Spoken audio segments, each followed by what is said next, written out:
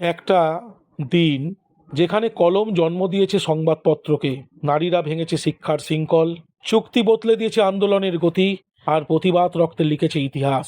স্বাগতম আজকের অজানা ইতিহাসে। আজ 5ই মার্চ। চলুন সময়ের দরজা খুলে দেখি এই দিনটা কেন এত বিস্ফোরক।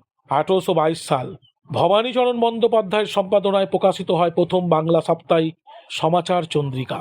বাংলা সাংবাদিকতার ইতিহাসে এক শক্ত ভিত গড়ে ওঠে ওই দিনে।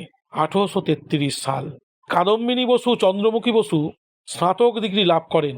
অবিভক্ত ভারতের প্রথম 2 মহিলা গ্র্যাজুয়েট। নারী শিক্ষার লড়াই এক যুগান্তকারী পদক্ষেপ। 1878 মতুয়া সম্প্রদায়ের প্রবর্তক হরিচাঁদ ঠাকুর পরলোক গমন করেন। সমতা ও সমাজ সংস্কারের বার্তা আজও প্রাসঙ্গিক। 1931 মহাত্মা গান্ধী ও লর্ড আরউইনের মধ্যে গান্ধী আরউইন চুক্তি স্বাক্ষরিত হয়। স্বাধীনতা আন্দোলনের পথে আসে গুরুত্বপূর্ণ কৌশলগত পরিবর্তন। 1971 টঙ্গীতে পাকিস্তানি বাহিনীর গুলিতে শ্রমিক শহীদ হন। অসহযোগ আন্দোলনের আগুন আরও প্রজ্বলিত হয়ে ওঠে।